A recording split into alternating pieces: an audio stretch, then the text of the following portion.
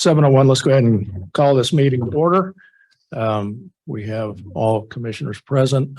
We have anyone on Zoom that you can put up and so we can see them. Okay.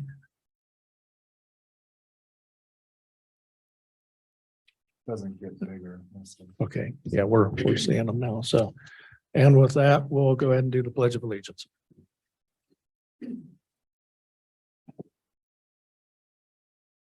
Allegiance to the flag of the United States of America and to the republic for which it stands,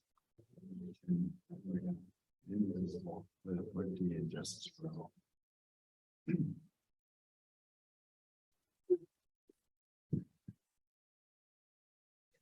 Okay, I understand we have a correction to the agenda. You could run over that, please. Yes, just one small correction. We have an updated change order for the CDBG Lake project that we'll bring up when we get to that agenda item. Okay. Trustees, any other comments, questions on the agenda? If not, I'd entertain a motion. I would motion to approve the agenda Second. As modified. as modified. Thank you. And I had a second. Second. Okay. It's been moved and seconded that we approve the agenda as modified. All in favor, say aye. Aye. Aye. Any opposed? Motion carries. Item number 3, public comment. I understand we have some commenters. Yeah, we have Lamar Matthews and David Douglas both registered. I believe they're both on Zoom. Okay. I'll go first. Good evening. Thanks for giving me the opportunity to speak. I would like to speak regarding number 9 on the agenda, about the Zoom meetings for public BOT meetings and workshop meetings. I would like to ask that we think about the spirit of the sunshine laws, and in the spirit of transparency and fairness, I would like to encourage the board to hold all meetings, whether you call them workshops or whatever you call them, in the open light of Zoom. We are in the season of colds and flu now. For example, I've been sick for about 3 weeks. I cannot and should not in a public meeting in any form other than Zoom while I'm sick. In addition, I should not be disenfranchised from participating as a citizen due to my illness, nor should anyone else. Bottom line, it's just not a good look to full BOT meeting and call it a workshop, and yet not allow all citizens who want to participate on Zoom into the meeting. And it just makes people wonder why. I can't think of a good reason not to allow Zoom meetings for all full meetings of governmental bodies. I know that all the committees never exclude citizens from Zoom for any of their meetings. And so I think it's important that all citizens, regardless of their individual situations, be allowed to attend all public meetings by Zoom or otherwise.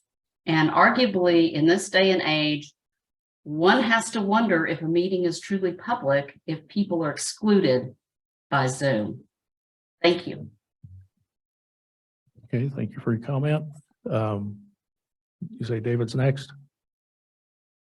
I'm here. Good evening. Well, I think I agree with everything that Lamar just said. I think she said it really well. I know personally most of the town staff and the Board of Trustees and the mayor.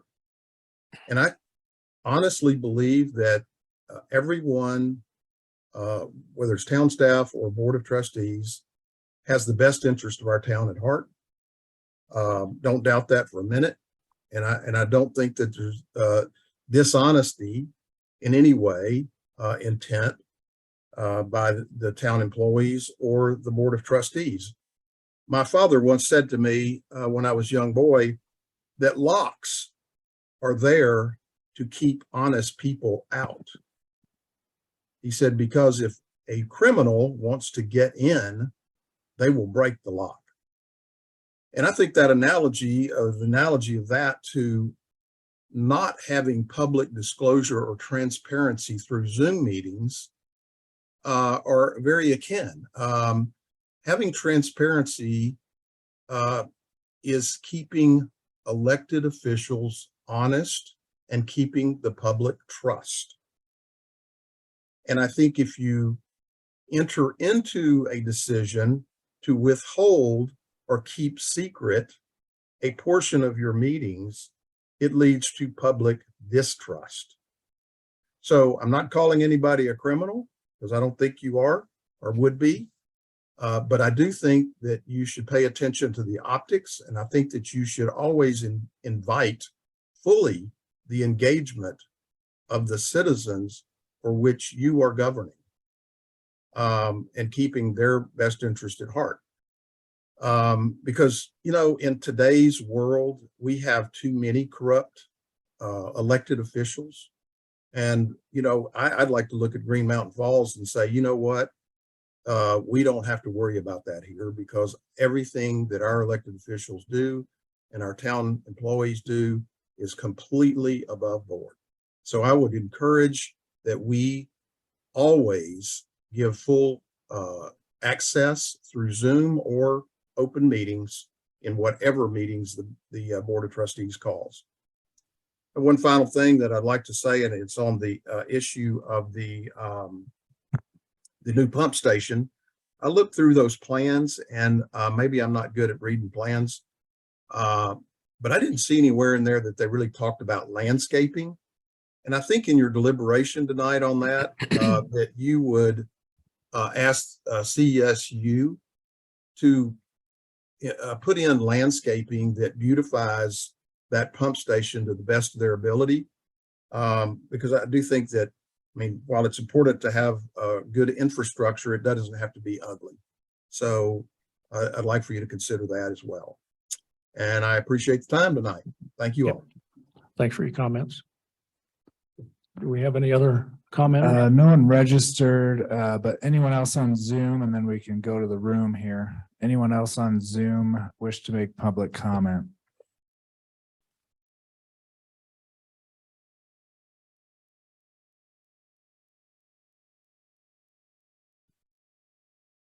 Anyone in the room?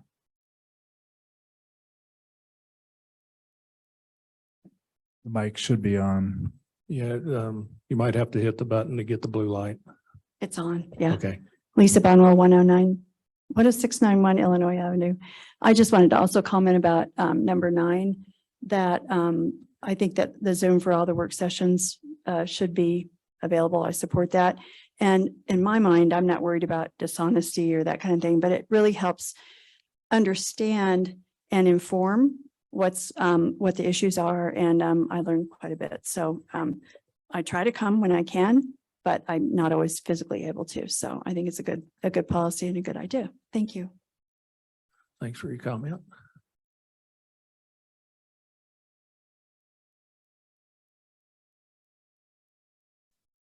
Hi, Rocco Blasi, public comment on a couple of things. It was enlightening to sit through the work session. But there were only 3 of us here. There could have been more people listening in for different reasons, whether it's transparency, enlightenment, whatever it may be. But I think what I witnessed was teeing up what you were going to say throughout the meeting. And so it was kind of speeding. So don't issue any citations for speeding, but kind of speeding when we talk about transparency, because you were talking about the agenda that's coming up. That's great. And I'm glad you can all do that and tee all that stuff up. But why that's not in an actual meeting, I don't understand. I guess I better. I've got it. Okay. And so I would just say, if you're having a pre-meeting, please consider opening it up via Zoom, and then people can also look back on recordings. We had a snowy night tonight. Maybe people couldn't drive here. I heard 2019 comp plan updating. I like the idea of a look-see. I don't like the idea of updating formally because it cost $100,000 back in 2019. We had money from DOLA, 50,000, and then we had 50,000 from Mr. Deep Pockets Kirkpatrick Family Fund. But please, if let's not update the plan, because that's very expensive. I think a look-see is in order, and that's great. And also, when we talk about amateur and professional, trustee Guthrie, please temper your expectations when it comes to a potential Vista volunteer. We would not be getting a professional person. We would be getting someone fresh out of the gates to potentially assist with the town. We can't afford a professional planner, and I think, you know, there's some discussion on whether that's required in the town.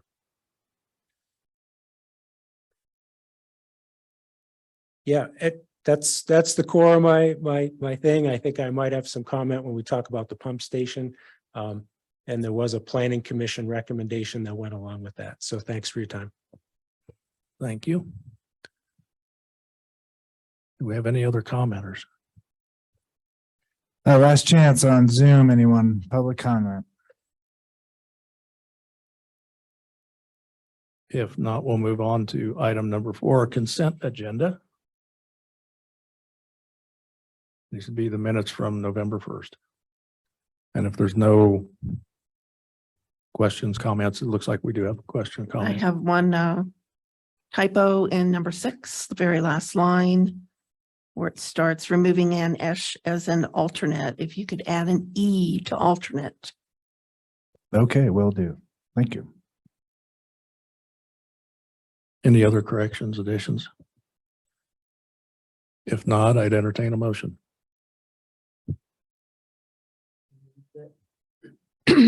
I move that we accept the consent agenda with the minutes from November 1st, 2022. With the correction and that Sunday King brought out. What was that? Something in item 6. Yes, adding the E to alternate. Thank you. Do I have a second? I second that motion. Okay, it's been moved and seconded. Do we approve the minutes from November 1st as modified? All in favor, say aye. Aye. Aye. Any opposed? Okay, motion carries. Our next item, and it is 7:14. We will officially open the public hearing for the CSU water pump station. And we have, No one registered. I'm sure there will be some comment. I can give a brief summary of the application, what's going on here real quick. So this is for a new water pump station at 10685 Hondo Avenue with the following necessary applications. Variance for section 16-306 permitted principal uses. This will not be for a residential purpose. Though debatable, could be considered a public building, although not one that the public can enter obviously at any given time. Or ever, but it is for the benefit of the public as a public utility and owned by the public as well through taxes and fees, etc. Variance for section 16-306, which is the 15-foot front setback required due to the significant disruption to the hillside. The design struck a compromise of hillside disruption, and this front setback as designed is 12 feet from the street facing property line. Variance for section 16-714 hillside overlay zone requirement, which states no building shall be closer than 25 feet from a major drainage way. Pump station will be approximately 15 feet from the drainage way in the right of way on the street facing north side of the property. And variance for section 16-714 hillside overlay, which states no building shall be closer than 100 feet from a building on an adjoining lot. This pump station will be approximately 60 feet from the residence at 6985 Colorado Street, which are the owners of the property that the pump station will be on. They have entered into agreement for easement for CSU. So assuming they're aware of the proximity of this to their cabin. It'll also be 97 feet from the residence at 10675 Hondo Avenue. Along with this is a grading and erosion control application and an architectural and zoning review. And so the initial applications were received in June. The parties are also working through the process through permitting through Pikes Peak Regional. And public notice for the variances was published in the Pikes Peak Courier and town website on October 26th, posted at the project site and town hall on October 28th. So after all that, I guess we can talk more, but this is the time for public comment. If anyone has such comment, please approach the podium.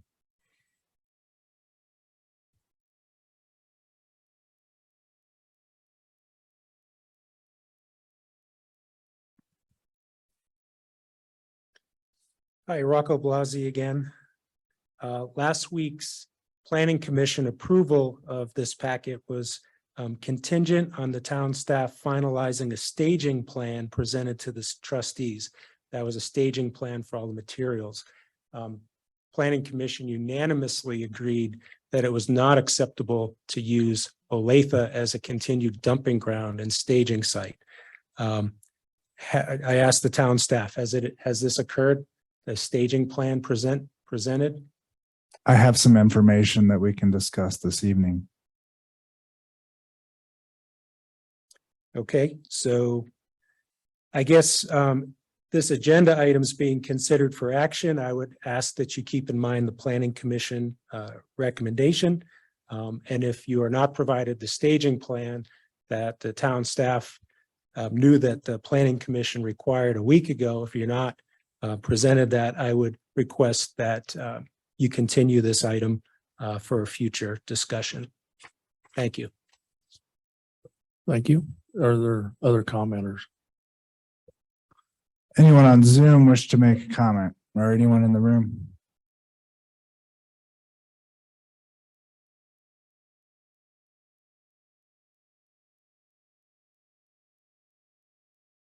There was a previous comment made earlier about landscaping. Do we have any code requirements for landscaping? I'm not aware of any. No. Okay. You know, the design is part of that architectural and zoning review, which Planning Commission approved contingent on the staging area situation, which I plan to discuss during the next agenda item.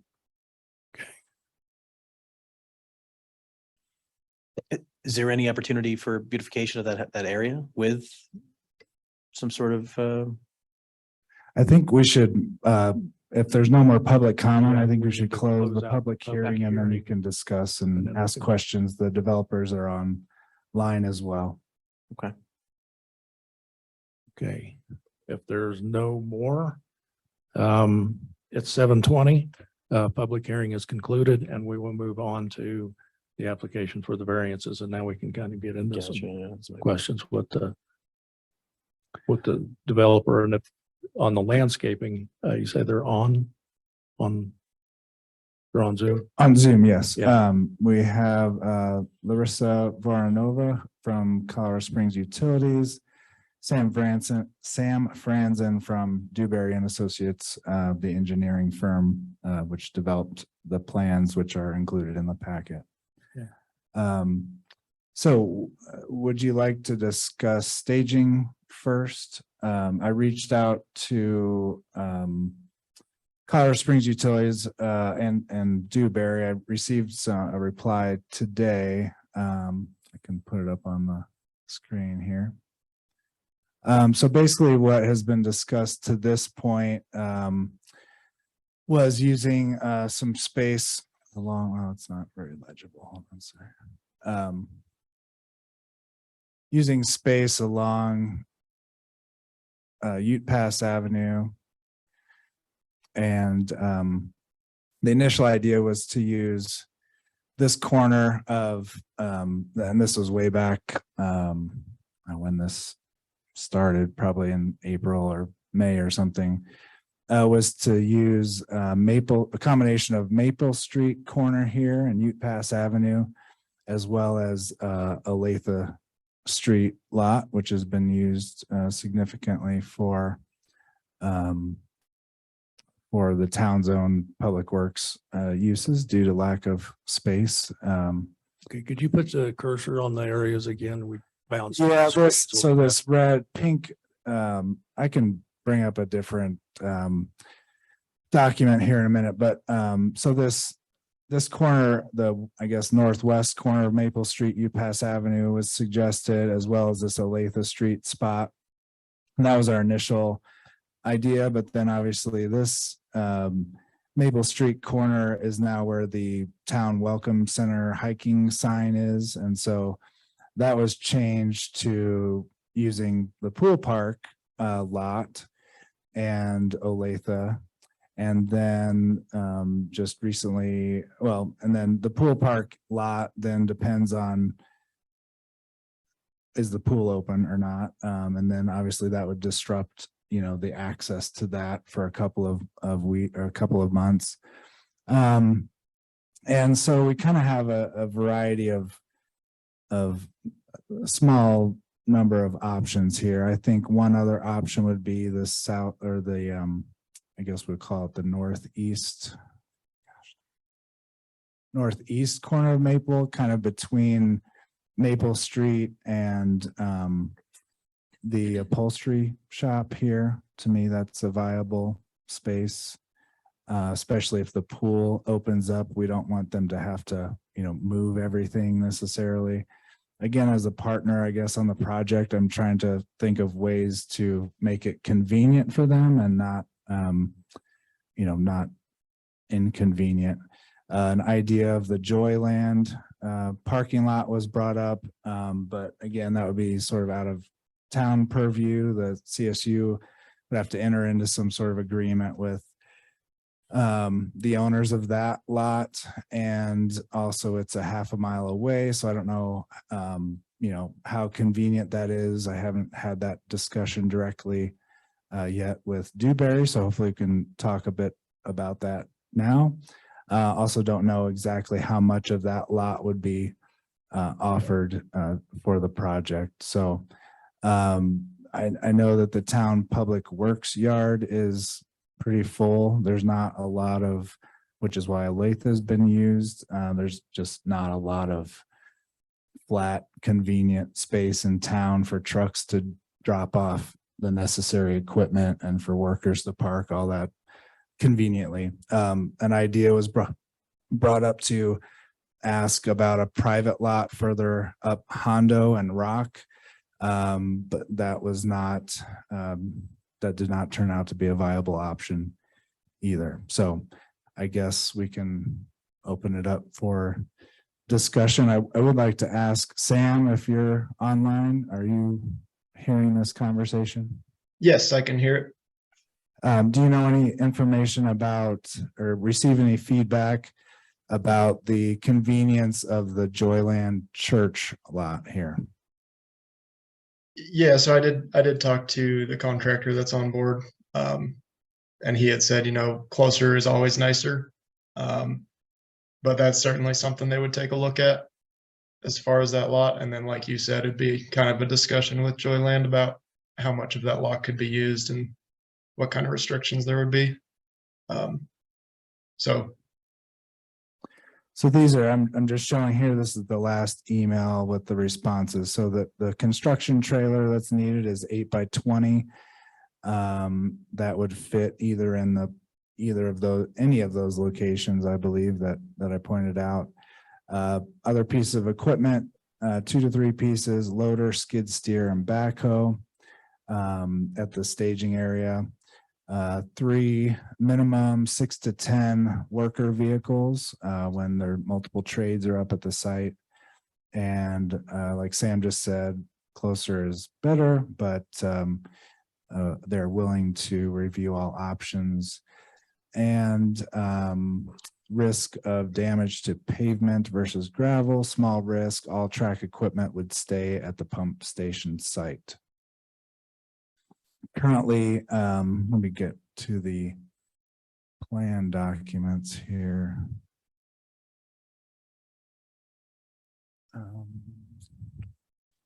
Sorry, there's a lot of documentation here. Let me just get to one of the plans that has the staging area.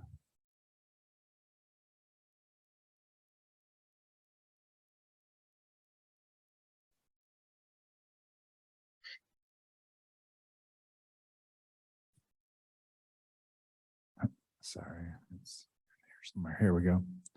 So as of now, the plans presented tonight show Olathe and the pool parking lot as the major staging areas. So open for discussion, I guess. Nate, what is the length of time that the staging area would be active? Correct me if I'm wrong, Sam or Larissa, but approximately a year. Right. We're actually discussing, this is Larissa, we're discussing that construction could potentially start later than earlier as we thought. So if we were to start construction sometime in the spring, that would be March, April, it would probably, we would need that through the end of 2023. I would say 10 months. What's at the end of Maple when it runs into Fountain? I'm sorry, what? Just houses? Yeah, it's a That's dead totally end. residential. Dead end residential. That's all residential. So I've told you guys before, I've had complaints about all the stuff that's on Olathe. And it not less stuff gets there, more stuff gets there. And I don't recall hearing about the stipulation that the planning commission made about that. Was that something you guys were aware of? Yeah, that's Oh, why we're talking about it now. I get it, but there was nobody who said that they had made that stipulation, so there's some information blockage between them and us for some reason. I'm not sure that that's correct. That's why we're talking about it now. I just received this email today with the responses that I just showed you. I get it, but it is correct because I didn't know that they had said that. That's why we're discussing it now. That was my plan, was to present this to you now.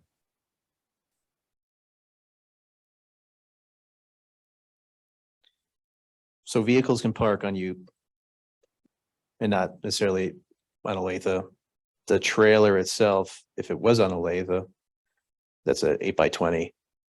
The skid loader and all of that equipment would be parked on Hondo, because I'm assuming that that's going to be shut down and there's going to be a detour just Periodically as needed. It won't be a constant closure or anything, just when they need to work on the drainage, adjacent to the right of way or things like that. okay. All right, so that equipment will be removed from Hondo and put back on Olathe when it's not in use, or I would imagine it'll be a combination. Some of it will probably be left on site as it can be. And other pieces will probably need to be parked on Olathe or UPass, just depending on how busy the site is and what else needs to be up there.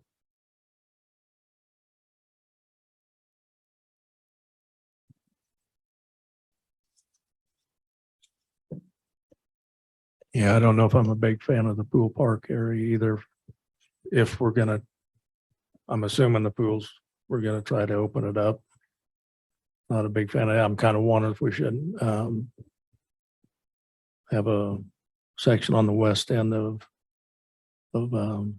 UPass Avenue, across the stream basically from the pool, for at least for employee parking.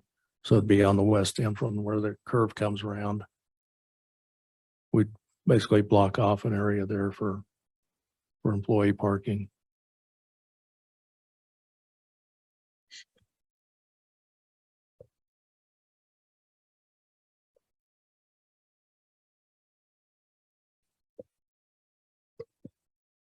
You're talking right around the corner, excuse me, right around the Yeah, corner. right there. where it says UPass Avenue, Mhm.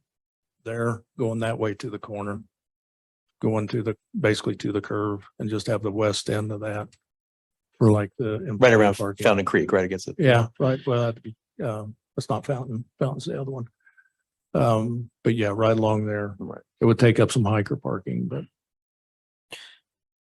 What sort of material? I mean, we're gonna have 8x20 trailer, skid loaders, all that equipment. Is there gonna be riprap, gravel? Are we expecting a lathe? Pipes. Yeah. Equipment. Yeah.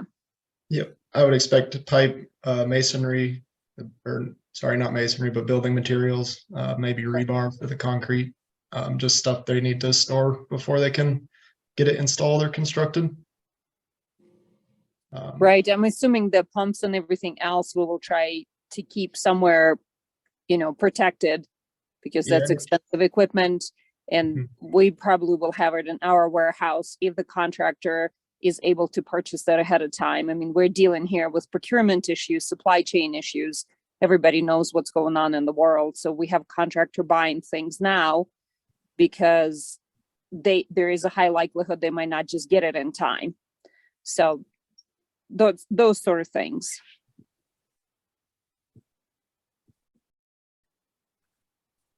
when would you anticipate we could get Olathe cleaned up? We can certainly, the biggest thing right now that's down there is the pile of millings. We can certainly utilize those to improve the lot at the pool parking lot. That'll take care of a majority of those millings. The guys are currently in the process of getting the huge heap of scrap metal that has been at the Public Works laydown yard out of there. So that's something that they're working on this week, and we can have the Olathe area pretty well put back together. We are utilizing that space to support the Gazebo Lake project, as well as the Stilling Basins project. The Gazebo Lake project and Stilling Basins should be wrapping up in the next several weeks. Yeah, I'm not really a fan of trying to send them to Joyland because we're already basically taking up a third of the private property that's theirs already. And that space will be cleaned up as well upon completion of the Stilling Basin. I think that, yeah, my biggest concern ends up being that, if we don't impact one space, then we're going to end up impacting another space. So it just ends up being where it is. But again, keeping that to areas that are gravel versus paved, I think ends up being important. We're not then putting any additional stress on any of our paved assets. Do you ever look at the north side of the highway where Houchins is? What, Gravel pit area? That's part of the town, isn't it? no. No, we have. There's one parcel across the highway and it's owned by the church. Yeah. It's a little triangle piece, isn't it? Did the planning commission offer alternatives? There's that private lot that was suggested, but I believe Lamar contacted the owners and they were not interested. I didn't think it was a viable Yeah. spot I don't anyway. like that message. You couldn't get big trucks in there and it's uphill up a, steep section of Hondo and you can't get trucks in there anyway. Yeah, I mean, the reason why Olathe is a mess is because there's no other place to do things that are needed with, logistical large vehicles. I mean, it's not like anyone wants to create an eyesore there, but the simple reality is there's no other options. So it is what it is, Is there any way to coordinate when, culvert piping or rebar or any other masonry material can be dropped off when it's about to be utilized. So it's not just, completely just piled up with all that material on a lathe. Like, is there any way to coordinate when that stuff You- gets deposited? In the perfect world, there would be. And I hear what you're saying. It's just, we are living a nightmare of a supply chain right now. Trying to figure out how and when we're going to get it and when it's going to be delivered. Sometimes we have a delivery scheduled and we'll get a phone call from the supplier. They're saying it's going to be another month before we get something. So we would love to sort of help coordinate that. I just don't know how feasible it is where we're at now. Utilities is trying to find some of the space if we could store some of the things, but we also don't have a lot of facilities that allow us to do that. And another reason why we came to the town with this request is that it is, this is the project, it's a public project for the benefit of the public. And if we go to private owners and ask them for land, we have to pay them, meaning that the public that essentially pays for the rates and for the utilities is paying for it as well. So we're trying to be cognizant of those things and trying to figure out what would be where we're not inconveniencing the town, as well as sort of managing the expenses on this project as well. Okay, so again, there wouldn't be an ability to store that stuff with CSU property until it was necessary to be utilized here on the project? I don't think so. We have some limited space in the warehouse. I was checking, I couldn't get a lot of space to store all the equipment. We could get some of the things stored, like pumps and everything else, but as far as the pipe is concerned, it would be probably impossible to hold that stuff back and forth from wherever we have availability all the way on daily basis. Okay. Like if a supplier delivers it, they'll probably deliver the entire bulk of whatever we are ordering. So I don't know how feasible it would be hauling it back and forth every day.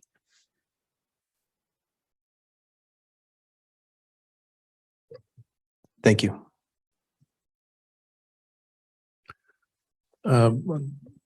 We had an earlier comment from the public about landscaping and given that we don't have any landscaping codes, but we do have erosion control. Could you speak to maybe what you might be doing to the exterior?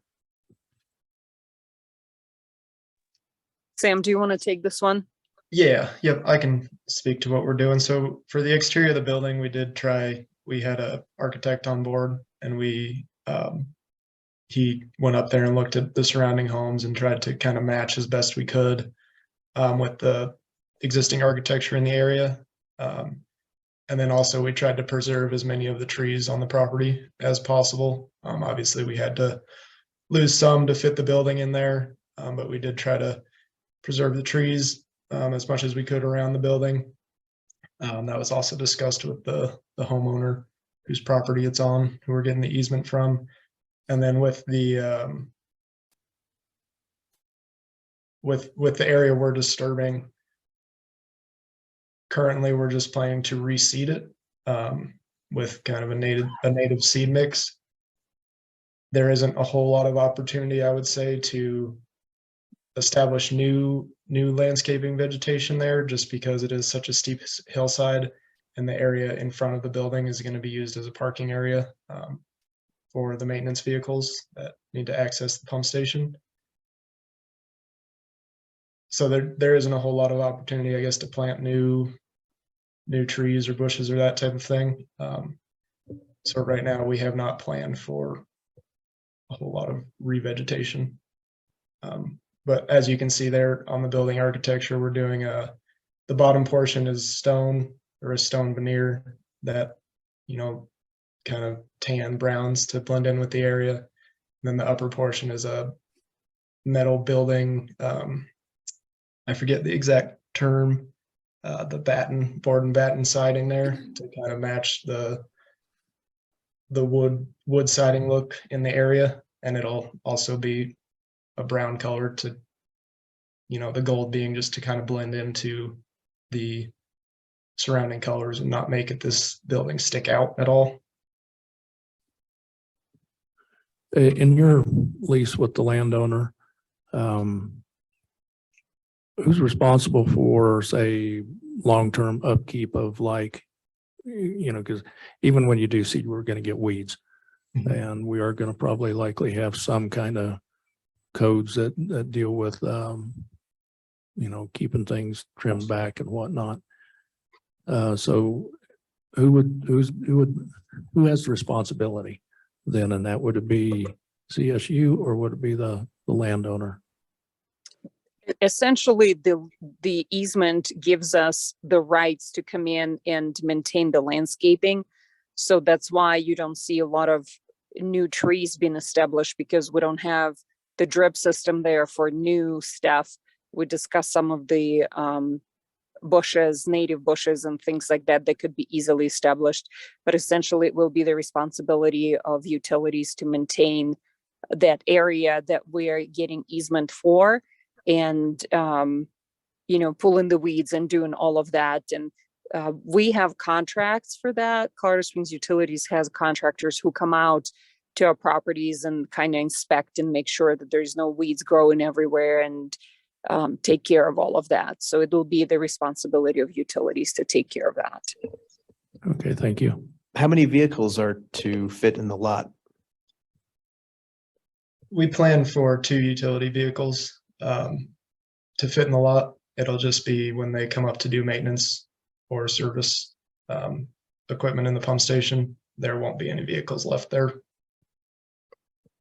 So this pump station is replacing.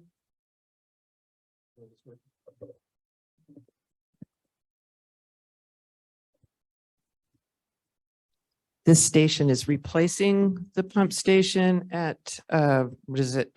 Spruce and Mountain Avenue. Is that correct? Yes, that is correct.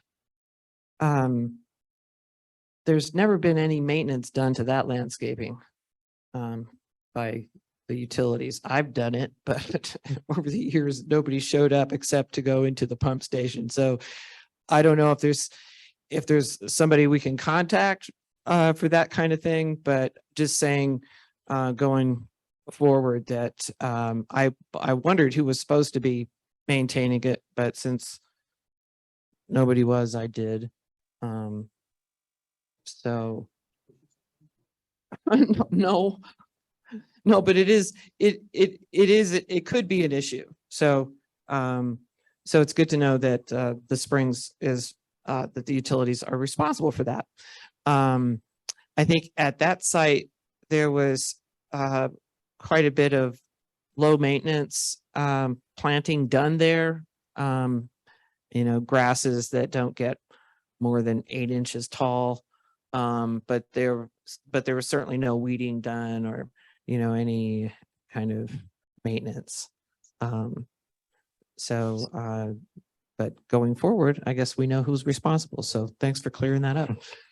I guess we're just concerned with ladder fuels. We're trying to be a little more cognizant of things that took place up in Boulder last winter, and just be nice to have some assurances that at least scrub brush and stuff like that can't take hold of that immediate area. And what happens to the old pump station?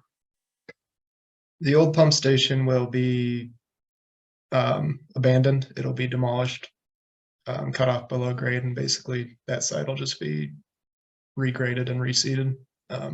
But all the surface features will go away, except for the hydrants and maybe a few valve boxes that'll remain just in the distribution piping. So the station itself is underground. Is that going to be filled in? Yes, yeah, it'll be filled in with flowable fill material. So yeah, there won't be any sort of depression or anything left behind. It's too bad we couldn't just upgrade that one.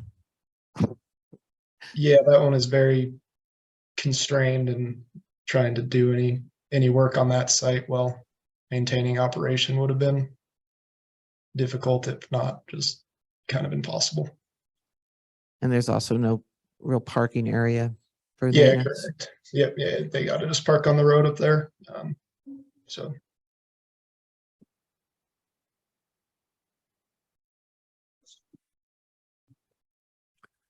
Okay, trustees, any more questions, comments?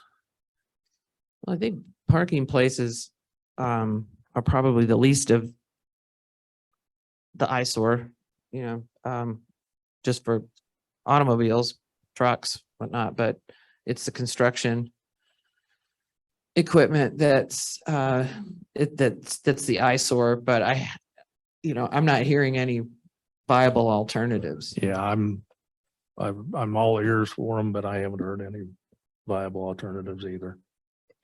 I guess I'm wondering, could there be any mitigation with when the stuff is deposited and dropped off? I know because there's a shortage, there's a supply issue all over the world. So obviously, when we can get culverts, we can get culverts and materials, for the project. But is that something again that can be coordinated where perhaps it's not sitting there from March of 2023 until the end of that year before it's utilized? Again, I know that's kind of a loaded question. That's tough because it's a supply issue. And we will try to do that as much as we possibly can. Now, what the contractor is doing right now, they are of course trying to get those dates to say, based on the schedule, let's say if they do a pipeline installation along the Hondo, they'll get that delivered ahead of it, let's say 2 or 3 weeks prior to that, and then we'll be utilizing that those pipes as they're laying it, right? So within 2 to 3 weeks, it will disappear from the lot. And then they're trying to stage the delivery of all the other equipment kind of later in the project to say, let's say if we're doing an installation of a pump and it needs to be there in August, it'll be delivered a week or 2 prior to that. So we're not anticipating where all the equipment is going to be delivered at the same time. So it'll be somewhat staggered. I just don't know if we can predict exactly when it's going to be there, but we will try to do our best not to keep everything at the job site and see if something arrives ahead of the schedule. Maybe we can find some space at utilities facilities. That'd be outstanding. Thank you. Yeah, Becky. Just have one question, Larissa, as we're, if this is approved, is there something that CSU can do to help us to get public information out? Just so that people are aware of why it's happening, what the impact is and the benefit that they can expect to realize as a result of this inconvenience. Certainly. We have a public information department who will handle that. We actually have 2 people who can specifically work with individual homeowners, if that's something you're looking for, or can put a campaign together, like informational campaign, and then do flyers, outreach to the public and tell them what's going on, what's happening, why it's happening. If you have anything in mind, Becky, let's kind of get a meeting together and I can bring our team into that, and then we can see what is that you're looking for, and we can put the materials together and then disperse it to the public however you need it to be dispersed. Yeah, I know I would like to see both. Yeah, mail. Yep, That would be a we'll good do one. that. Mhm. Let's go ahead and get we'll reach out with an opportunity. I'm anticipating that there's probably a couple of trustees that might like to participate in this. Okay, that sounds Um, good. And potentially somebody from the planning commission, but let's go ahead and get a little bit of, we'll reach out with a meeting invite. Yeah, let's do that. We've done the same thing because we have the Point of the Pines pump station going right now in Colorado Springs because it's part of the same project. We're building 2 pump stations, one in Colorado Springs and then one in Greenmount Falls. So we've done similar things. I think that we can bring some of the stuff that we've already done and see if you have an appetite for that. And then if you have some of the things that you would like to see, we can certainly accommodate that. Thank you very much. It seemed like timing was a major concern with the stilling basins. That people had kind of forgotten that it was a plan because it had been a while. So it might be good to reach out maybe more than once, so people are anticipating what's going to happen, and then reminding them of what's happening and what the timeline is and that kind of thing. Like a phased kind of release of information? Yeah, well, they could get all the information about, how long the project is estimated to last and what they can expect to see. But I think that some lead time is really helpful too. So not to wait until they cease equipment to tell them what's going on. Yeah, do we have a artist rendition by chance? Because I know if we try to put out drawings, people's eyes are gonna roll over in the back of their heads. I Unless don't you're, believe, unless don't you're an believe- architect. yeah, I don't believe we have a rendition of this one. I think the building sections that Nate had up on screen earlier are probably the closest we would have currently. Cause yeah, that if we had something like that, that visual is all, that can save a lot of questions. Here's what we're putting in. People trying to look and gather it from a drawing. Mhm. It's harder for them to visualize unless you're used to looking at drawings. For something like that in our public information, personal opinion, I think it would go a long way. Sam, And do you think I'm you sorry. could put some color to this picture? That's definitely something we could discuss.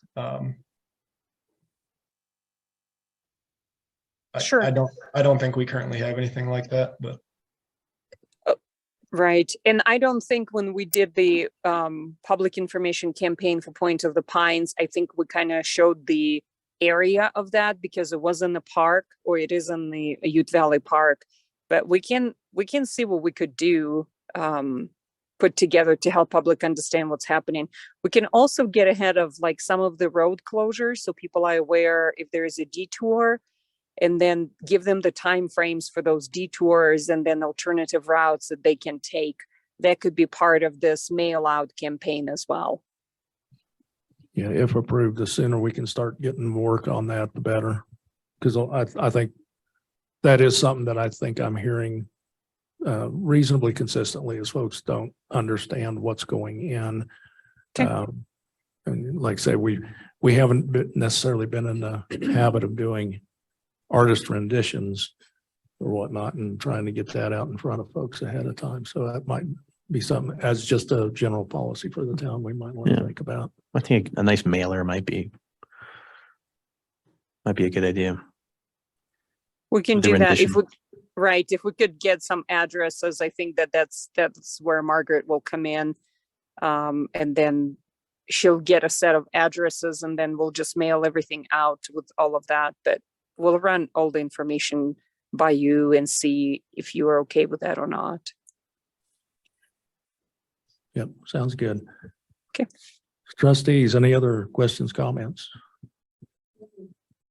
What is the timeline for us approving of the variance? The variances? I'm not sure what you're asking. Do we have to approve it tonight? No. Okay. But it would need to get approved in time for them to basically order order the materials. And what would that timeline be? I don't know. When do you plan on Okay. breaking ground? Well, that's something we're discussing. Essentially, we were going to do it in October, but then we had some delays negotiating the agreement with the homeowner. I think we're there now, and the construction contractor is looking to see if they have enough time to wait until probably March timeframe to complete the construction by December. So I don't know, I'll be honest with you, what it's going to look like now. I'm going to say no later than March. That's when we want to start breaking ground at this point, unless we have conversation with the construction contractor and they have a desire to start January of 2023.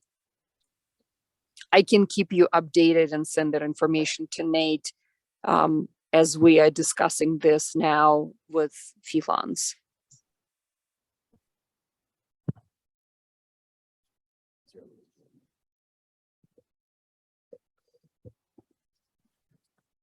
I'd be interested in hearing the input from the neighbor that is not giving the easement. Are you talking about the neighbor that is what, just 3 feet away from the requirement? I think it was 70 some feet, 60 feet. 97 feet. Okay, that's what it was. And Nate, as part of this process, that neighbor received a notification in the mail? No, we can reach out to them. And then, of course, having these staging areas fixed.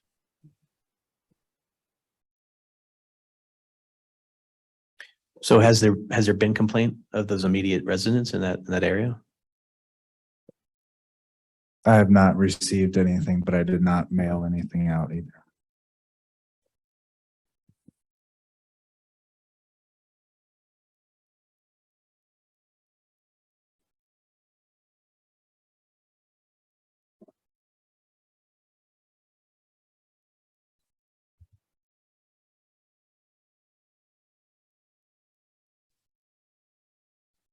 Well, I don't know if there's anything we're overlooking for options for staging areas, but it might be a good idea to just ask for public input on that.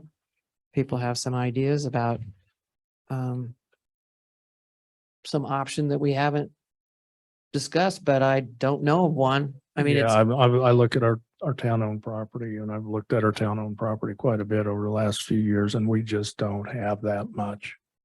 right. And what we do have is either along the stream, along the lake, in front of the pool, or that around that triangle area. We just don't have a lot. I'm thinking we're lucky that we have level ground. The problem with Olathe is it's right in front of people's houses. Yeah. So Again, I'm all ears for other places, but where else would we put it? Well, I wouldn't want it in front of my house. And so when people complain to me, Yeah. I listen to them. Yeah, That's I all. understand, but where would we put it? would the Put it parking along the at creek, UAV? like you said, You know? put it on the other side of the street. Yeah, There's like no house, there's you'd no have. house right there. There's a park right there. I mean, we just opened up new parking. Could we utilize again, not across the street from all those houses, but you have like you're suggesting, and where is that a possibility? To me, that the Olathe is the least, my opinion, Olathe is least impact area. Other impact areas, yeah, we can block off some parking going to the west, but especially since it's going to be over the summer, we're going to be We did open up tight more on parking. parking. Again, Again. we could compensate again with that parking that's right next to the fitness center. And on Ute Avenue, it is right across the street from Hondo. It's Yeah. right across the street from Hondo. It's even closer, and there's less of an impact, I think, like right across the street from houses. That's a possibility. I mean, there's a lot of room there. And we did Granted. just open up more parking. We did just open up our parking, but then we've also put our official welcome center right smack dab in the middle of what you're talking about along Ute Pass. So, okay, we've been fairly successful in kind of dealing with issues associated with, summer traffic, basically. I'm a little reluctant. I'm even reluctant to kind of block off some of that western end of Ute Pass because that's where our main basically artery is for people coming to visit us. And what some of our programs we have in place, we've actually, by utilizing that area, by having that welcome center there, we've actually been able to minimize the adverse impacts. I mean, that's documented. I'm all for the visitors, of course, it's a residents versus visitors issue now then, right? It's like, could the visitors still enjoy our town? Parking a Do we few open meters up, away. by making it more complex for the people visiting? Do we open up the door to have the issue? Well, what back about making it again? more complex for the residents? Yeah, but we've always used UPass as a staging area. We Oh, ought to you just mean label Olathe it as our or- staging area. Well, I mean, it sounds like there's people in Olathe in that immediate area that are impacted and bothered by it. Are the residents more important or are the travelers more important, I guess, if they just had to park like a few meters away farther? Again, I'm hesitant to mess with something that's been working On Olathe, utilizing that. on UPass. Olathe, that's been used as staging as long as I can remember. Like I said, like, it doesn't seem like the residents are thrilled with that usage. Yeah, but again, we're impacting something somewhere. Like, again, the argument would be residents versus people who are visiting. I don't know. I don't know if that's Yeah. really the issue. Well, I mean, if I'm understanding you correctly, we're talking about the area, the parking area that runs right along the park. Like that right runs across Right from next to Honda. the Really want to, creek. Yeah. That's also used for church parking. Yeah. That- Well, not all of it. I mean, it's a 20x8. And how long are the culverts? They-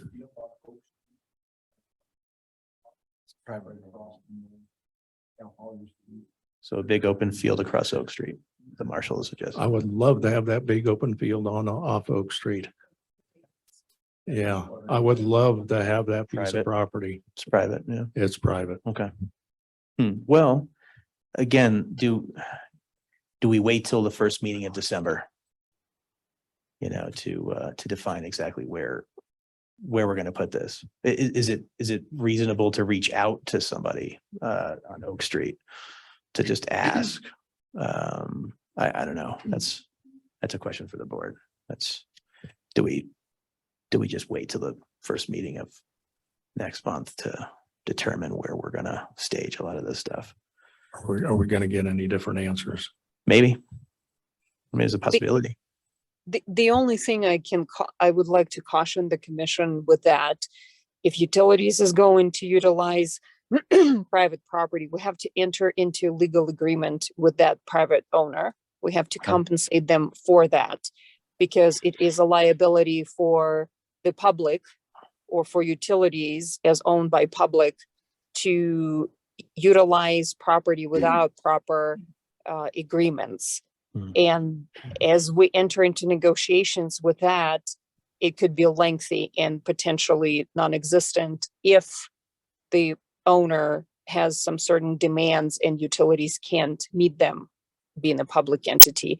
So I hear what you're saying. That's ideal if somebody says, okay, that's great, let's sign the agreement. But those processes could take years to negotiate, as we've seen on multiple occasions when we're doing other projects. I'm just kind of putting it out there. I'm not saying it's impossible. I'm saying it could be lengthy and costly. Thank you. Have blinds of some sort ever been used in a situation like this? I think what I've seen used is the chain link fence with the fabric on it to kind of screen the area. And I imagine the contractor would likely want to fence the area anyway, just to provide some security around the materials they're storing. And we can request the fabric, Sam. I think that Yeah. that won't be an unreasonable request for them to cover it up. Agreed. I don't think that would be unreasonable at all. So it sounds like the pump station's coming. I mean, we need a pump station in our town. It's just a matter of where everything gets staged.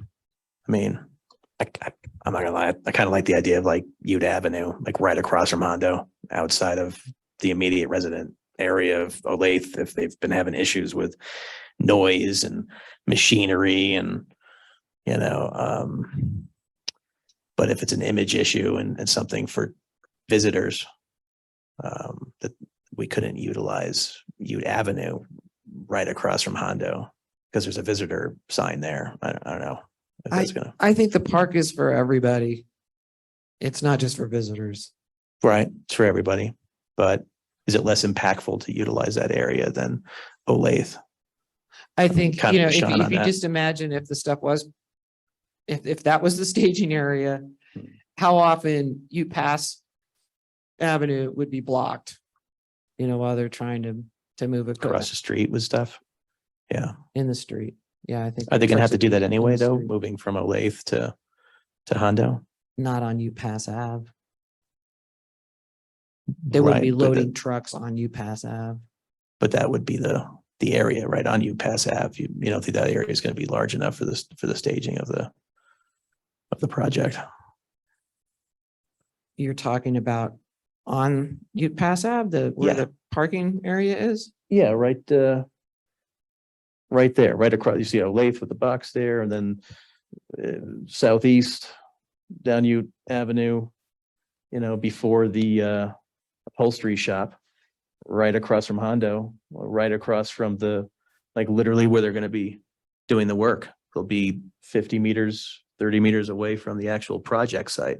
It's actually closer and it's less impactful for the residents of Olathe. I don't think it's so much what it's gonna look like as like possibly the noise. I mean, it's probably a multifaceted issue with folks that live in that area of our triangle park there of Olathe, but I'm talking about right across the street from, the Little Beaver, in and around that area. Yeah, I think it's a considerable much narrower space. strip of land that you're talking about than what there is over on Olathe. Okay, but again, just plain devil's advocate here, you could spread it across or spread it. A lot of that activity. That's all. Olathe always also has the two entrances there, so people can kind of always get around. Yeah, they can still get around. What's yeah. going on Okay. logistically with trucks backing up and loading and unloading materials. I think it would potentially affect UPass Avenue. But if the pool is not going to be used, we still kind of need two spots. So maybe both if the pool is not going to be used. Maybe UPass Avenue area would be more appropriate for the trailer, the construction trailer that's lengthwise here that, there's not things being loaded and unloaded all the time. But that's their sort of base of operation. And then this Olathe area is more convenient for truck logistics and delivery logistics and things like that. And I should mention that whatever the board decides, there'll be MOU documents written up between the town and Colorado Springs just to solidify the understanding of where these staging areas are going to be.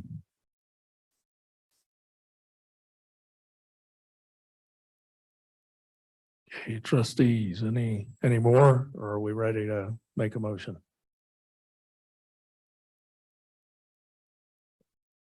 I'll make a motion. I mean, we Yeah. need the We need, We we need gotta the- have, we need the pump pump station. station. It's just an issue of like Okay. where all the schmegma's going. okay. I would move that we approve the variances with the staging areas on Olathe and the western part of UPass Avenue before the curve. Are we talking about the northeast or what would that be? This corner right UPass- here, right? See where you have UPass Avenue? Yeah, Okay, right where my cursor is. there? no, go that way. That was my proposal. It'd be right before the curve there. There's a couple rocks Okay. and we could block off enough for 6 Vehicles For vehicles. for either workers. For the workers. 8x20 trailer. No, I would just say for the 6 vehicles. Where's the 8x20 trailer going? Can it go on Olathe? Yes. So that's what I would move. Just to see if we can get something going. Or do you want to put the trailer on you and the vehicles of the workers? I'd say, And all the I'm materials. trying to keep the park area as sacred as we can. So just put the vehicles there. Block out 6 spots for the people working for their vehicles. Kind of right in that area where the box is. Right. And do the rest on Olathe. That's been the staging area for town for as long as at least I've been coming. So that's the motion. If there's no second, then it dies, but I'll second that motion. Okay, it's been moved and seconded. We approve the variances with staging on Olathe and the western section of Ute Pass, enough for 6 employee vehicles. All in favor, say aye. Aye. I, Aye. Any opposed? I'll abstain. You what? I'll abstain. 1 abstention. I'll say nay on the, Okay, so we got, on the staging. I think I got 3 ayes, 1 abstention and 1 nay. Did I get Correct. that right? Okay. So that would mean a pass. Correct.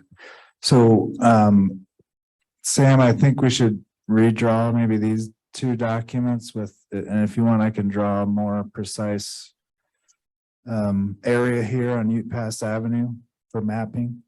And Yeah, then, we can work something up. and then we can move forward with those MOUs. Okay. All right, well, thanks for being in on the call Yeah. tonight. Hey, Appreciate it. thanks, CSU folks. Thank you. Appreciate you addressing the questions. Thank you so much. Thank you. Thank you. We'll talk soon. Thank you. Bye. Have a good night. You too. You too. Our next item is item 7, change order for the CDBG Lake project. Wonderful. got it. You have before you a change order for the CDBG Lake project. While doing some of the work on the outlet, the contractor exposed an underground void that had been created as a result of the outlet culvert deteriorating, reached the end of its life, which allowed water to wear away at the earth surrounding it. This change order that you have before you, and Nate, this is a older version of my memo. The change order that you have before you has a total cost of the replacement of that pipe being $15,400. There is also an additional item on there that, should you wish to consider, includes an additional $5,500 that would allow the coloring of the concrete on the pathway. This recommendation came before the PRT and they moved to recommend that coloring be added to the concrete. This additional pipe that would end up being there installed at the creek has a much longer lifespan. It is PVC and would probably fix that area of the lake for several decades. We do have a contingency that was left over in the grant of $11,450. So without the adding of the colored concrete, the town portion of that needed to finish that portion of it would be $3,950. We do have some funds. This is an eligible expense under our ARPA funding. So we would be able to take care of that. And with the colored concrete addition, the town cost would be $9,450.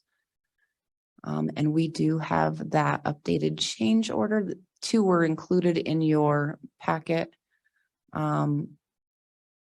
Either one you have before you, you may consider.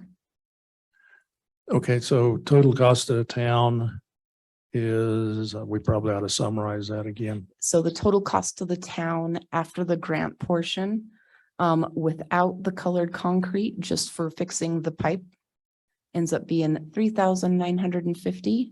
With the colored concrete, $9,450. And we have ARPA funds to cover the Either, total, the 9,400. yeah, the total are, either are eligible expenses under our ARPA funding.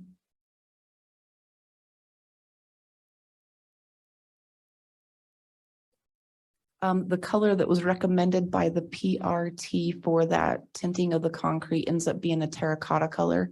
So basically it helps it to blend in with the pathway. It'll end up being a natural color of the Pikes Peak granite that's out there. We probably ought to state that there was another recommendation from the PRT for brooming, but that's a zero cost item. Yes, absolutely. A broom finish on the walkway, which would add some additional traction, but it's also very low maintenance.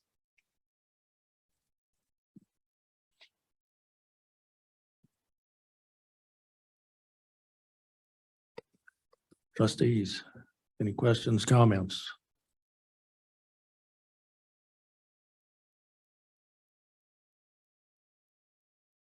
I'm glad we caught it before somebody fell in a big hole. It was a big hole, and in my opinion, I think it could have endangered the land office stability on that ground over there. So, Yeah, it could have been worse. yeah. If there's no other questions and comments, I'd entertain a motion. I would motion to approve change order, CDBG Lake Project. Item number 7. A second. Was that for the full with the tent? That's for the. Yes, full that's the with change tent. order, right? That's, Okay. that Yeah, is the change order, right? The whole thing, okay. Mhm. It's been moved and seconded that we approve the change order for the addition of for the repair of the damaged culvert and adding the coloring to the concrete. All in favor, say aye. Aye. Aye. Aye. Any opposed? Okay, that passed.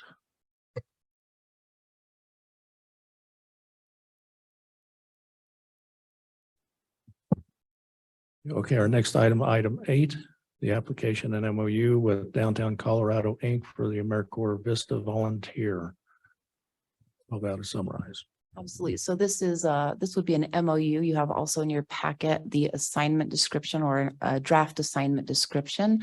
The intent of this project is to support the implementation of the town's land use code once adopted, and to also support day-to-day planning functions and the planning commission, as well as helping to provide some additional training opportunities and capacity building for all of the committees. This MOU would be an upfront cost of $1,500 and then an annual cost for at least the first year of totaling $14,000 with the additional option to add some support for housing.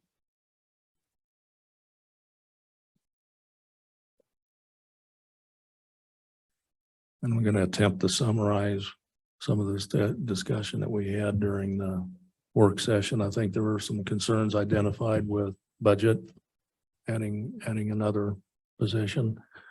I think there were also concerns raised with maybe duties, and I'm heavily summarizing. So were there, did I paraphrase that appropriately? Yeah, Capture. I think maybe more accurately is that the Vista program is not necessarily that. I don't know if we disagree with that, but the duties and responsibilities of the candidate for the Vista program, are we to assume that somebody coming off the streets, we're gonna put them right into planning, day one. I think it would be a nice idea to actually hear from our planning commission and see where they're at on this, what they can handle. I think that's where we would should this- start. Would this be an appropriate time to pull up the recommendation from the planning commission? I think it's a perfect time to pull up the recommendation from the planning commission. So We let's had pull this that. under correspondence in your packet. Yeah, it's actually under correspondence, but we can pull it. Right.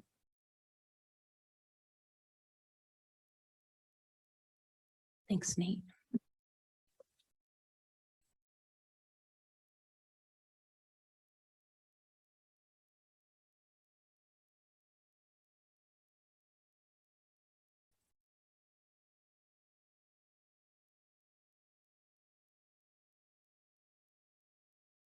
And for those online, we're reading.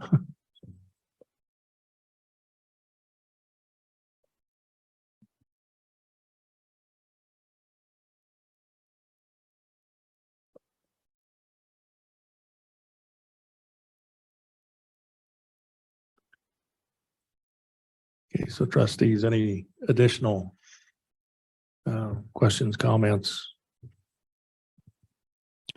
Again, I mean, I think it would be a good idea to hear it from the horse's mouth, like what the planning commission, what they believe their scope should be, what they can handle. I think it would be important to hear from them. There's no doubt that you guys, you know, are working really hard and have a lot on your plate, you know, and that, you know, does this individual in the Vista program help you with other duties? Do they help you with planning? Or do we even do anything at all with the Vista program? I don't know if we shelve it. I don't know how soon we need to, you know, act on this, but in terms of the scope of planning for this individual, for their responsibilities and duties, I think we should probably talk to the planning commission. What can they handle? I think one of the things that was brought up in the workshop was, you know, how many projects or applications there were in 2 years. It didn't seem like it was a whole heck of a lot, you know. So you know, is that worth $20,000 and some change for us every year, right now, right out the gates, specifically, you know, pertaining to planning? I mean, I think we should have a discussion with planning. I'm here to discuss it if you want to hear from planning commission. That's perfect. I just want to add a little color to what you're seeing in the communication that was not mentioned in the communication, and that is the fact that the planning commission unanimously agreed that we should not hire a planner, a town staff planner, and that the only time we feel like we need to spend money on a planner would be a contract planner for more complicated applications that the planning commission cannot handle. That was unanimously voted on, be communicated to BOT on this very topic.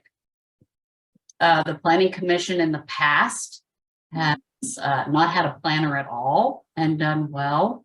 The planning commission decided in discussion that we would be able to handle anything as far as regular day-to-day things, and that occasionally there's a complicated situation where we do need more help, and you can get a contract planner that's very experienced and well-trained to do complicated things. A Vista person does not have that training and would not be able to help in that way. And we really don't need the help of an inexperienced, untrained Vista volunteer. So that's the view of the planning commission. And you have two there in the audience that can expand on this if you need more. But we had a full discussion in planning commission, and that's what we wanted to communicate to the Board of Trustees. How often do you run into the more complicated applications? And if, and then how much are we estimating a contractor would cost for one of those complicated applications? Well, a good example you saw tonight, the work that Nate did on this water pump station. I think he spent many, many months on it. And I don't think things like that happen very often, but it occasionally does come up. I will have to say that Nate has done an excellent job and is very well qualified to do anything and everything that the planning commission has needed from him. I know it's been discussed that he would start doing more treasurer bookkeeping duties, and I think he would be underutilized there. I think he is extremely talented and has done an amazing job with planning in his position as part-time planner. So if for some reason he can't continue that, I think that the planning commission can handle the regular stuff that comes up. And that's a great question. But I have no way to predict what complicated things might come up. But I would say maybe they would happen couple of times a year would be my best guess. And it would cost nowhere near what it would cost to have this person, the Vista volunteer, who, by the way, can't do any of that. We would still have to hire a contract person on top of that. I'd rather give Nate a raise and have him handle the complicated planning jobs than, so I have a couple questions about, like what would this look like? For instance, who would be the point person? Who would I call if I had submitted an application for, say, a deck? Who's the point person? Who's my, who's the point of contact? How do I know that that my case is not complicated? Who decides what's a complicated case or not? The planning commission would decide if it's a complicated case. The point person would be staff. And again, right now it's Nate. I don't know, how his job description or his title will be changing. Currently it's working very as is without the addition. I mean, to me, if you hired a Vista volunteer, they are very low-level employees. They're not trained. They could be more of an admin type of position if that's something you absolutely feel like you need. It's kind of expensive, but maybe it's less than another admin. I don't know. But you're not hiring a sophisticated, well-trained, experienced planner. That's not what you're getting here. There have been issues with not having a professional planner. And I have seen sticky situations on the planning commission when I served as a secretary. I appreciate that Nate has taken on this duty. And I think that one of the things that makes this a healthier situation, having somebody who's not on the planning commission dealing with the applications, sorting out what's complicated from what's not, mailing letters to the neighbors, taking care of, the various requirements, is that it's traceable. There's a point person. There's no citizens tempting to talk to a planning commissioner to help slip something through more easily, or, I know that there can be some slippery situations if things aren't set up in a way that's easily traceable. And I think that's one of the reasons why towns have planners, and that also have planning commissions. They don't have the planning commission take over the job of planner. There's good reason for it. Well, so far we've not had those issues, and it's worked really, really well. In fact, the planning commission has even been, responsible for writing the land use code, and it's gone very well. So I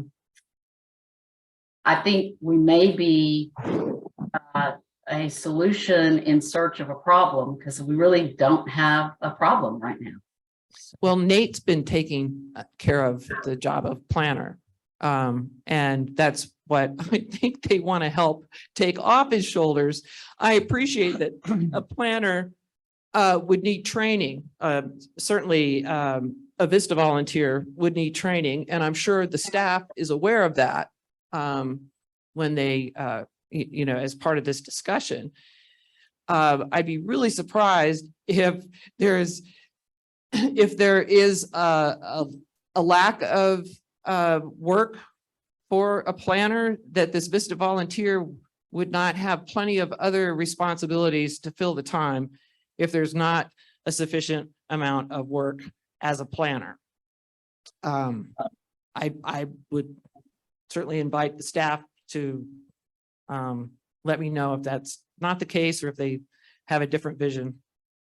Well, I could just tell you from the planning commission's point of view, including having someone that served a number of years with no professional paid planner on our commission currently, we are making the recommendation, again, unanimously from the commission, that we do not need to hire this person. If Nate is not going to help us, we feel like we can get the job done.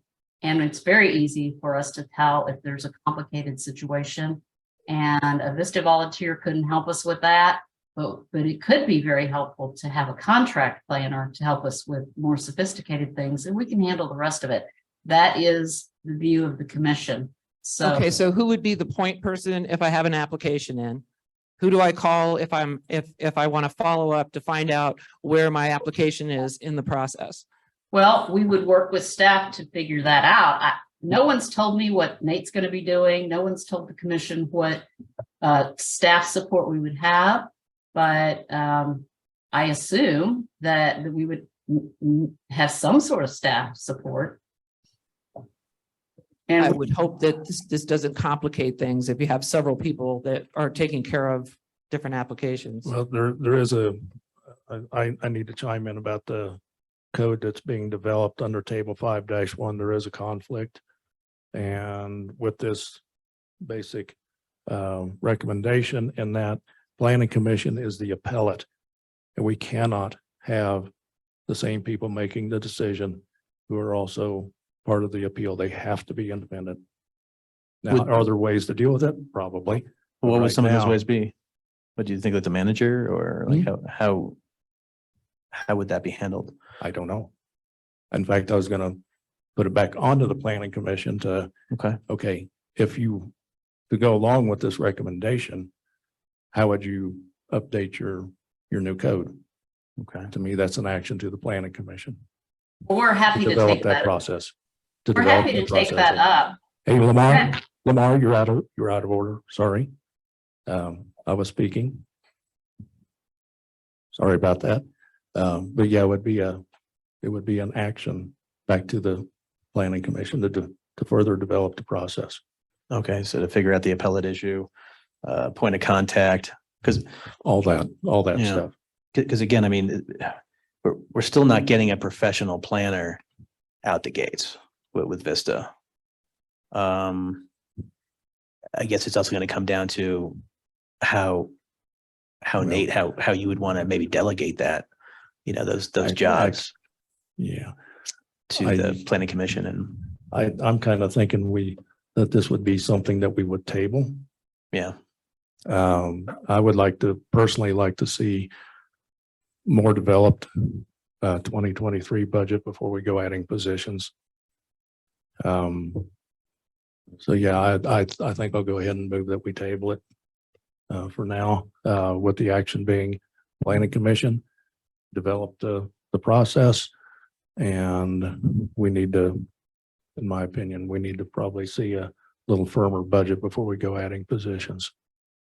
is that an official motion? Yes, I'll second that motion. it's been moved and seconded that we table item 8, the application for the Vista volunteer, with actions to the planning commission and to develop processes and for staff to further refine our 2023 budget. All in favor, say aye. Aye. Aye. Anyone opposed? Okay, that motion carries. Item number 9 is our Zoom for work sessions. And the way I thought I'd maybe handle this one, I think most of us are opinionated on whether or not it should be. And so what I thought I'd do is give the trustees each an opportunity to maybe state their position. And then, we can go for a vote after that. So who would like to start? I will. Yeah, I like the idea of work sessions. I sort of saw this issue coming when we first proposed these, that even though they're open to the public, hardly anybody attends the meetings. And, Zoom has changed the way we work. Not always for the better. I would, if we're going to Zoom the work sessions, my vote would be not to have work sessions.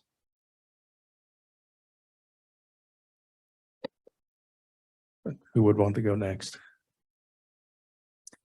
I love our work sessions. I think the meat of everything that's going to be in the following agendas, and we can go off script, talk about anything. It's the only opportunity for all of us to be here together, without violating sunshine laws. And about that, yes, it's open to the public, if they walk on in here. But of course there are people that are just they may be infirm.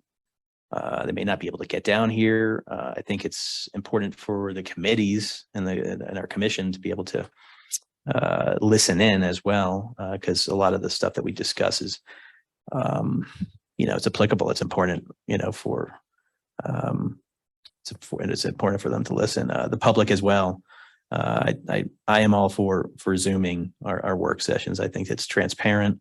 Again, that so much of the meat of everything that's going to be, it's all discussed during our workshops. Everything. And I think it's important. I think it's also inspiring. I mean, it's informational. I think that if communities to the left and right of us aren't doing it, that is workshops, it may spark something. I certainly wish we could be a fly in the wall in the cloakroom of, Capitol Hill. I think it's a unique opportunity. And again, these workshops have been utilized the way they have been since since May 3rd. I just think it's a really good opportunity to maybe inspire, maybe get some people down here. Most importantly, things are on the record. I love the workshops. I think they're very, very helpful. I don't think they're a waste of time. Again, we don't get an opportunity to get together and discuss many of the issues and concerns of our town. So, I just want to see it. I just want to see it a little more transparent. I think Zoom is it's a 21st century thing, and it's not going away, and it's a benefit, I think, to our community. I think people are going to be coming out of the shadows a little bit more, Next. Our work sessions give us an opportunity for frank and open discussion with each other without any lack of transparency. Sunshine laws don't even come into play because it is just open discussion. The public is always welcome to come here and sit in the gallery. And I do not like the fact that we are only hearing complaints from a few, less than 6 by my count. And then we have over 600 residents. The percentage is just not there. Zoom came about because of COVID, and Zoom can go away. And then everyone would have to come in person. But I feel that our work sessions are important. I think anything that generates interest in what we do is a good thing, and people want to participate on Zoom. I have no problem with that. My turn? Okay. I'm not a fan of Zooming. I'll just come out and say it. One and obvious is it's not required. It's absolutely not required. Members of the trustees do need to be able to meet legally and in as much of an informal fashion as possible to ask questions or debate with other board members. And that does encourage open dialogue. If we Zoom, it's recorded. It then becomes an official record that we have to maintain. And in my opinion, that would not encourage open dialogue. Again, I'm the person that got the thing working. But it is another tech tool they have to deal with. I don't even like using microphones during work sessions. I'd much rather just get around the table. I disagree that there is any real meat to our work sessions. The only meat that can actually happen is when we meet and when we vote. That is absolutely the only time there's any kind of legal action or any kind of action at all that can take place. So and BOT members are always free to state why they vote a certain way. You know, and quite honestly, I have people I've had media call me and say, why did you vote that way? I believe I owe them an answer. And I will give them, here's why I voted that way. They may not agree with it, but that's my answer. Having said that, I would be open to starting the meetings a half hour early, because to me, once we get to Zoom, then I might as well gavel and we're basically on a meeting at that point.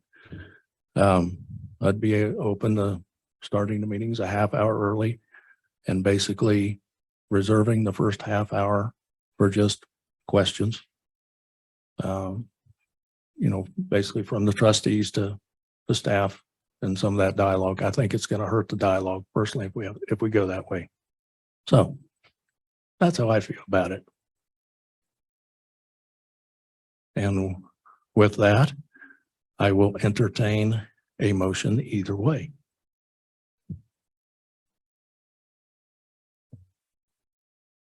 I move that we continue our work sessions without Zoom. I second. It's been moved and seconded that we continue our work sessions without Zoom. All in favor, say aye. Aye. Aye. Aye. All opposed? Nay. No, Okay, we got a 3-2. So that motion passed. Okay, moving on to item number 10, PRT advice memo.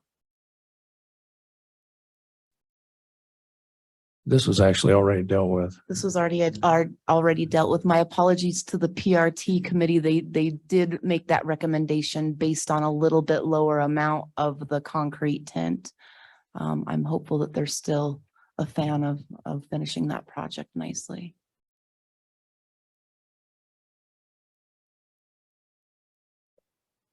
And I think we captured everything that they had in their memo. Mhm. And that includes the broom finish. Okay.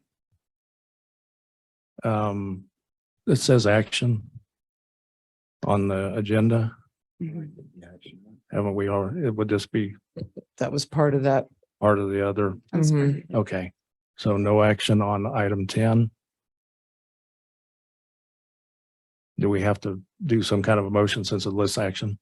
Our action is reflected. We'll just make sure that in the minutes, we reflect that that action occurred in the change order and item number 7. Okay. So that concludes item 10. We'll move on to item 11, reports trustees, and I'll start. One That- moment though about that. Did that letter right there from Jesse indicate that it was $2,300 instead of? Exactly. So Exactly, it's- but that was the change to your agenda. The amendment to your Okay, agenda 2,300, was all right. that Tracking it. we just had the wrong square footage in the concrete. So we'll move on to trustee reports. We'll start with Sunday this time. Okay, Nothing to report. Catherine.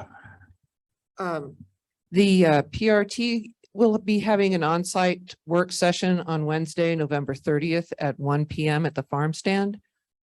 And there will probably be no Zoom of that meeting.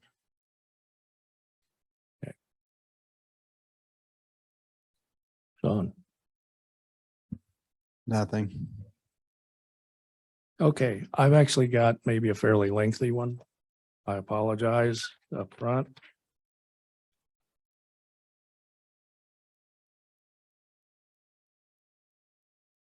First off, I am now one of the 3 commissioners that oversees the Pikes Peak Regional Building Department. That was decided this week. And what happened was the mayors of various towns got together and they all pointed at me. And I said, okay, which means we now have an opening on the Pikes Peak Regional Building Department Advisory Council that we need to fill, and it has to be filled by an elected official. So yeah, we'll be looking for someone, one of you, to basically fill in on the Pikes Peak Regional Building Department Advisory Council. And you'd like to add something? Mr. Mayor, just so that everybody's aware of what that commitment entails, can you put together a little bit of a synopsis of meeting dates, times, and any? Pikes Peak Regional Building Department Advisory Council is a piece of cake. Okay, that's what they wanted to hear. And if you get there between an hour at 11:30, they'll actually have lunch. And the meeting starts at 12:30. It's almost a no-brainer. I can't really say I've really even contributed that much to that particular one. But it is important to have someone there to make sure that, okay, if they're going over something, we at least raise our hand and say, hey, keep Little Green Mountain Falls in mind. So, but yeah, it is a piece of cake and the lunches are good. So, we'll probably be looking to that at our December. Are we going to have a meeting the end of November? You know, we probably should get together just to do a little analysis of the budget. I'm thinking you probably want to have some time to take a look at it prior Yeah. to proposed adoption date of December 13th. Yep. So we'll look at that maybe at the BP. There's too many alphabet groups. Pikes Peak Regional Building Department. My replacement maybe at the first of December meeting, or the first meeting in December. It's not the 1st of December. Sorry, it's getting late. Okay, other things. So Pikes Peak Area Council of Governments. We are getting exceptionally concerned about unfunded mandates coming down from the state, and to the point of the state even taking over land use codes, which to me would be a disaster for us.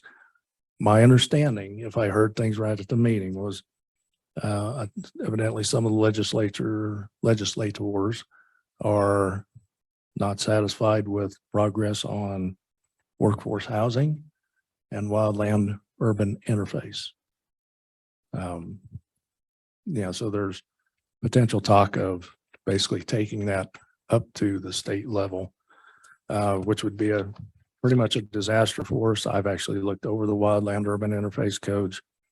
And yeah, the fire resistant materials and roofs, that's not that big a deal, but it requires some places to have automatic sprinkler systems, residences even. We have to meet certain water supply requirements to be able to fight the fires with. And then it has defensible space. And again, Green Mountain Falls is in that real high risk area. And in this code, they basically say they have the word shall, and who knows what they're talking about adopting, but the defensible space is 100 feet and we got houses that are 10 to 20 feet away from each other. And so it gets into a thing of being physically impossible. The stuff with the housing, high density is about one of the few ways to get there. Of course, we're on septic. And my hope is that they don't do something that would actually require us to sign some kind of a deal with Colorado Springs Utilities to try to get a sewer line up here, because that'd be probably $1 billion project that we'd probably get saddled with paying. So yeah, I have a lot of concerns. So what are we doing? BPACG is meeting with the local delegation to the General Assembly at the end of November. I will be attending. I'm going to try to have some material with me so I can say, please don't do things that would basically hurt us. I may author a letter to our District 18 representative to put in front of the board to see if you agree with it. So it'd be a town of Green Mountain Falls letter going to them and saying, hey, we hear this is happening. And this will probably be something I do after we meet with the delegation to make sure we're not sending a letter on something that's really not, that someone at PPACG fired up with and there's really not an issue. There's always that possibility. The regional mayors are going to start meeting. I know myself and Mayor Fountain and Mayor of Manitou have already talked about it, and we're all in agreement that after the first year, we're going to try to start meeting. CML, and that's where Sunday comes in. Right now, the Pikes Peak Regional Building Department is not represented because, there's several towns and the representation is actually happening from the towns. And so we need to make sure that the people that use Pikes Peak Regional Building Department are advocating for Pikes Peak Regional Building Department. There's recently been some code changes that have come down that pretty much mandate on any new house that pretty much has to be all electric. You can go ahead and put in gas, but you got to have all the electric hookups there anyway, even if you don't use them. And to me, that's silly to mandate something like that. So yeah, there is a December 2nd policy committee meeting. And finally, on December, what did we decide? 7th, Pearl Harbor Day. We're going to have a coffee with the mayor up here at Town Hall from 10 to noon. So that's the end of my report. Committees, everyone's left. Looks like, do we have any other committee reports? Because we go to staff reports next. I can't find myself. What? Hello, this is David. Okay. Yeah, you got a committee report for us, David? Well, I don't have a report, but I do have a question. The committee, the Fire Mitigation Advisory Committee, voted to add John Bell to our committee as committee member in our last meeting. And we recommended that he be approved by the board. I'm just wondering why that was not on the agenda tonight.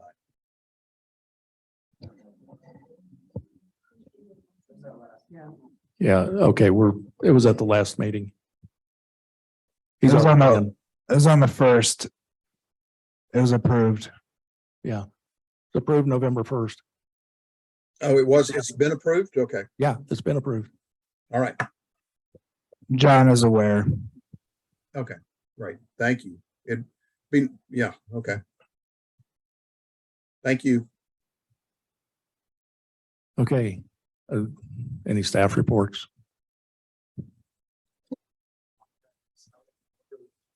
Yeah, 27 calls for service, about 10 down, just it's getting cooler outside. Our deputy marshal's training is coming along swimmingly. I'm starting to get stuff in on body cams so that we can start figuring out what to do with our technology. So I've got the technology people on board, and they've just requested that when I get info from the body cam companies to get to them so we can figure out what we need for storage. Because all of them have different things with them. So we're starting to see that in. And other than that, I know you're always complaining. We had 0 parking complaints last month. Good. Any questions? I'm Some of you were drooling earlier. Okay, I'm not dragging it out. so yeah, I think we're gonna try to get some information about the body cams costing and whatnot as part of the ammo for me to go to the meeting with later in November. Okay. Yeah, thank you. Thank you, sir. And thanks for feeding Will's broccoli.